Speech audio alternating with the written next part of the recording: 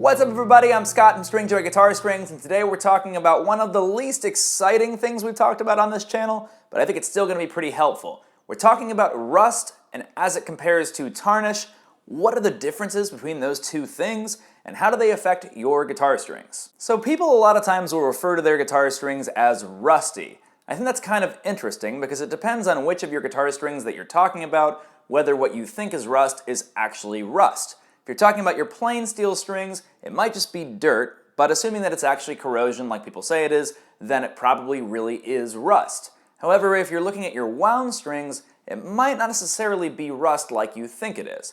We're going to talk today about why that is and what the difference is between rust and things like tarnish. So while many metals can corrode in different ways, rust is actually a really specific term.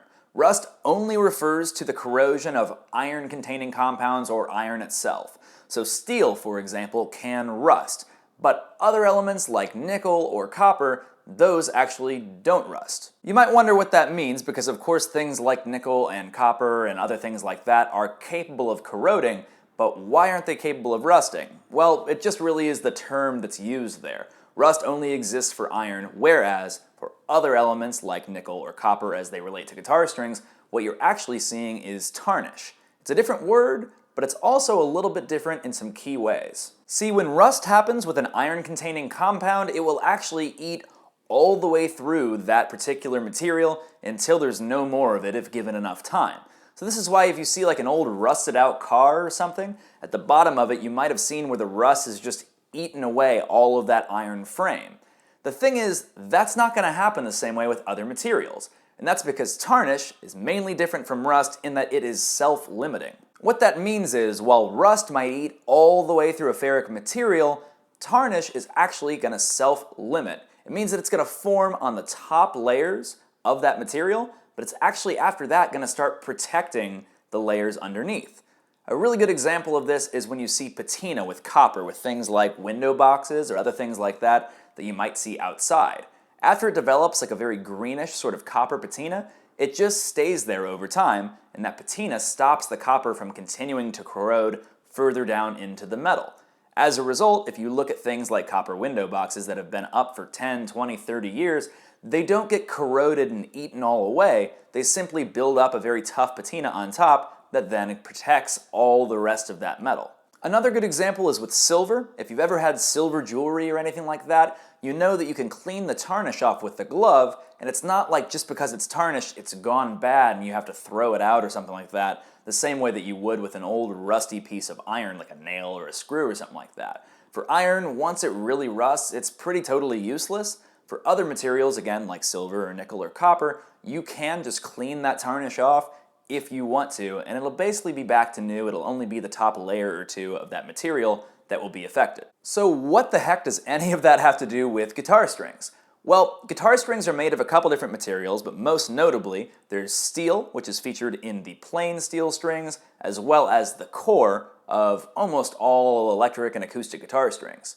On the other side, you have different elements like brass or bronze, which are copper-containing materials, or different nickel-steel alloys that are used for the wrap wire in most electric and acoustic guitar string sets. So as we learned, the core of wound strings or the entirety of plain strings are absolutely capable of rusting. They shouldn't do this right away, especially if you're getting a good quality set of strings, but eventually with enough play wear and enough time to oxidize, and with some things like the acidity of your hands, it's going to eventually actually rust. If it rusts all the way through, you'll have a broken string, whether it's on the plain steel string or it's just the core of a wound string. The wound strings, on the other hand, while they are able to rust out from the inside, which does happen but is a little bit less frequent than things like your plain steel strings rusting, just because you have the wrap wires as a certain barrier there that kind of protects the core over time.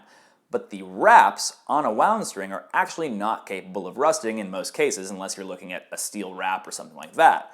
If they're made of copper or they're made of nickel, they're not going to rust, they're just going to tarnish over time. If you look at an old set of acoustic guitar strings and see some discoloration on the wound strings, that's what you're seeing. It's tarnish. In most cases, it's very likely not rust, especially if it's forming on the outside of that string. It's simply a little bit of tarnish that's formed. So while rust will destroy your strings, and if you see it on your strings, they're probably not going to be very long for this world, the tarnish that builds up in those wound strings isn't actually going to create a mortal problem for your strings. It can totally just be cleaned off and you can continue to use your strings. Heck, if you don't want to clean it off, you can also not clean it off and it'll just protect your strings from corroding further. But assuming that you don't really like that discoloration on there, you can clean it off the same way that you would with a copper pipe or with a piece of silver jewelry. Things like string conditioner or string cleaner and a solid cloth can go a long way to cleaning that off. You can also, if you really want to, use some jewelry polishing cloths that are kind of pre-treated for the job. Something like a yellow sunshine cloth is a good example of something that might work. Some players don't like to mess around with stuff like that. Others don't mind it. It just kind of depends on where you stand. But just know that if you see some discoloration on like your acoustic guitar strings, they're not necessarily doomed. It's pretty natural for copper to build up discoloration over time. It doesn't mean that they're necessarily corroding as long as they're not corroding from the inside out. And if you take proper care of them, you can clean it right off and get a lot more life out of them. So sure, you could say it's just a semantic issue and why should you really care? You don't necessarily have to care. But in case you do, I hope this has been helpful for you to realize what might be rust and what might be tarnish and why you should care about one of those and the other one isn't necessarily as big of a deal.